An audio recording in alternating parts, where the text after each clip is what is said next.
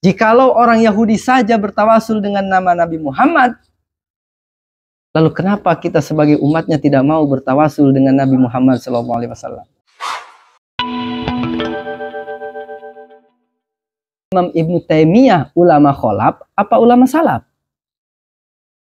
Ulama kholaf. Diikutin sama pengikutnya.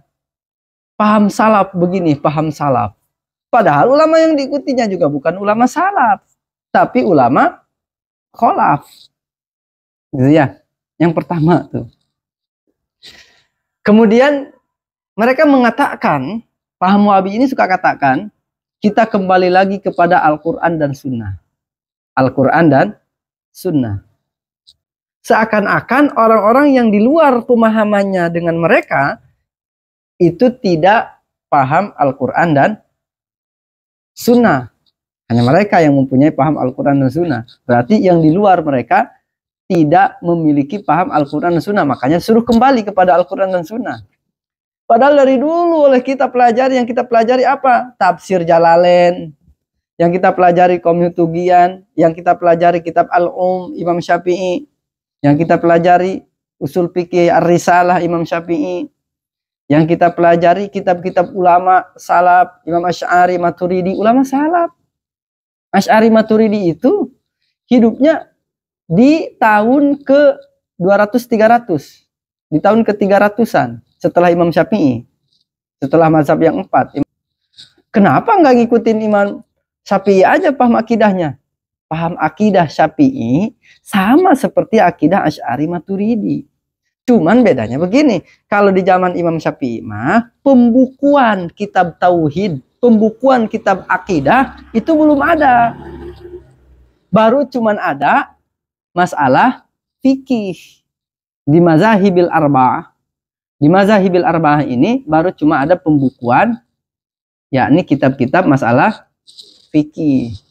Pembukuan masalah tauhid, nah ini baru mulai muncul di zaman Asy'ari dan zaman Imam Syekh Mansur Al-Maturidi. Baru mulai diklasifikasikan karena udah banyak yang khawarij nih, karena udah banyak yang keluar. Di zaman Imam Syafi'i, kenapa sih fikihnya dibukukan? Alasannya karena sudah banyak yang ibadah tapi tidak sesuai dengan Al-Quran dan hadis. Makanya di buku ini hadis-hadis tentang ibadah, tentang toharoh, tentang sholat, tentang zakat, tentang haji. Nah, kemudian di zaman Imam Asy'ari Maturidi dibukukan kitab tentang akidah, tentang tauhid. Kenapa? Karena sudah banyak yang mempunyai akidah di luar daripada akidah Al-Quran dan Sunnah. Contoh lagi, kenapa di zaman Khalifah Sayyidina Utsman Al-Quran dibukukan? Karena sudah banyak orang-orang yang hafal-hafal Al-Quran, mereka sudah syahid. Khawatir Al-Quran ini tiada, makanya Al-Qurannya dibukukan. Begitu. Al-Quran nggak ada di zaman Nabi, mashaf Al-Quran.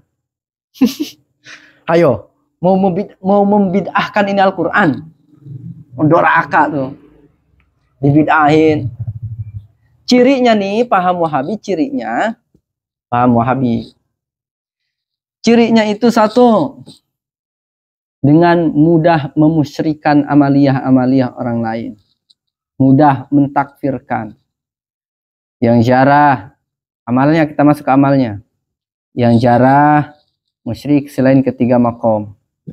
Yakni Masjid Nabawi, Mekah, Masjidil Aqsa. Jarah kubur, musyrik. Jarah kubur, gak boleh. Jarah kubur, musyrik. Sedangkan kita ziarah kubur. Berarti yang ziarah kubur kita dimusyrikin. Walaupun secara tidak langsung tidak memponis terhadap orangannya. Tidak memponis terhadap perorangannya, enggak. Kamu ziarah kubur musyrik, tidak. Tapi dia katakan bahwa orang yang ziarah kubur itu musyrik. Ya sama aja. 11-12 garis miring. Yang ziarah kubur nih dimusyrikin. Yang tawasul dimusyrikin. Tawasul haram. Yang ziarah kubur musyrik, haram. Yang tawasul musyrik, haram. Tawasul itu hanya boleh kepada tiga. Hanya boleh kepada amal baik. Nah, tawasul kepada anbiya nggak boleh. Tawasul kepada para nabi, para rasul tidak boleh. Tawasul dengan kepada Nabi Muhammad tidak boleh, haram. Padahal di dalam hadis sudah jelas. Di dalam hadis-hadis Nabi Muhammad sudah jelas bahwa Nabiullah Adam alaihissalam ada kitab namanya Mafahim Yajib Antusohah, karya daripada Abuya Muhammad bin Alwi al-Maliki. Di situ dijelaskan bahwa Nabiullah Adam alaihissalam bertawasul dengan menyebut bihaqqi Muhammadin, dengan hak Nabi Muhammad. Ketika Nabi Adam dikeluarkan dari surga ke bumi, lalu Nabi Adam memohonkan ampunan, kata Nabi Adam alaihissalam, ya Rabbi bihaqqi Muhammadin. Ya Allah, dengan haknya Nabi Muhammad, semoga engkau ampuni aku. Maka kata Allah Subhanahu wa taala, ya Adam, dari mana kamu tahu nama tersebut sedangkan nama itu belum aku ciptakan?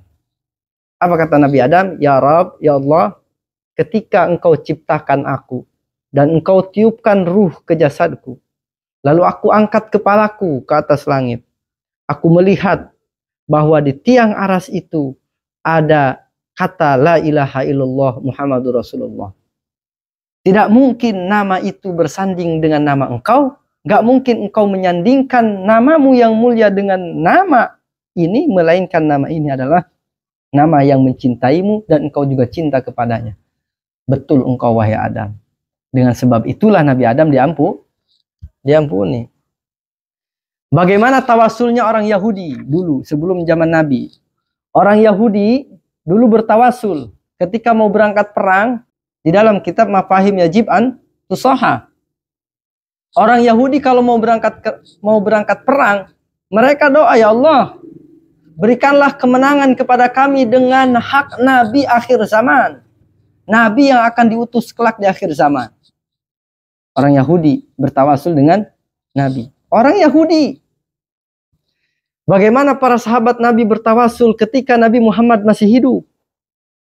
Bagaimana para sahabat Nabi bertawasul kepada Nabi? Nabinya sudah tiada.